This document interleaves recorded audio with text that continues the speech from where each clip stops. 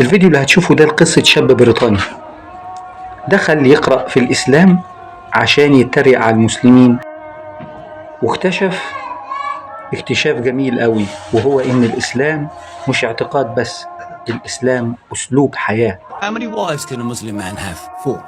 So you can have 4 wives, but you can't shake another woman's hand. How does that balance out? Because when you have a wife, you take responsibility for them. You know, you have to look after them, care for them, feed them, clothe them, nurture them, love them, support them. There's all this that goes with it.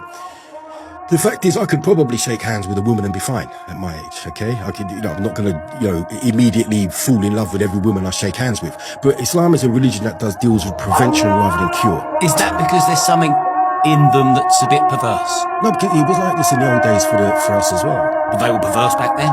Well, okay. So like there was this etiquette that if you went out on a date back in the old days, you'd have to be chaperoned. You know, there would be like a couple of old ladies that followed you. So there was always this in our culture and our tradition, okay? Just that Islam has sort of maintained it, whereas we have now lost it completely, okay? Which is a shame, because I love our culture. I love the British culture.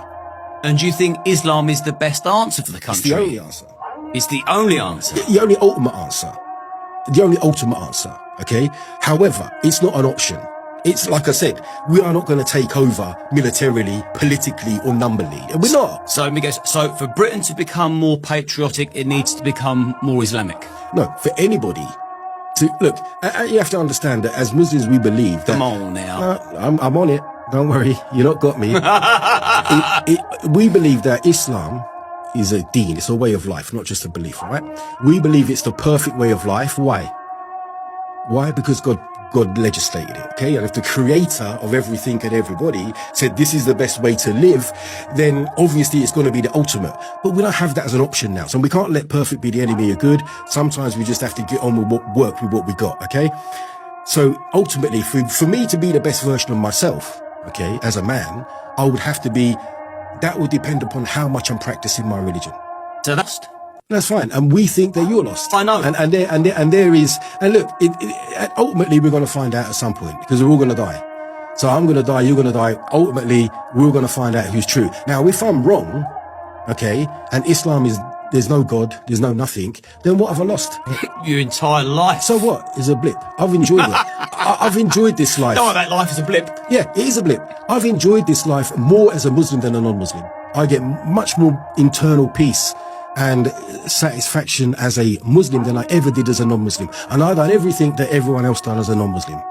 I've done all the partying, I've done all the drugs and all the rest of it, and the nightlife, and I've done it all, okay? And I enjoy my life a lot more now. I like to just sit at home and I read a little bit, I pray, I go to the mosque. It's beautiful, it's calm, it's lovely, it's blessed.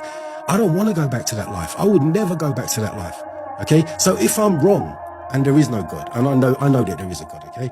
Then what have I lost? I've lived a good life. And if I'm right and you're wrong, you're effed. You're finished. لذلك يقول الله تعالى: أفلا يتدبرون القرآن أم على قلوب أقفالها.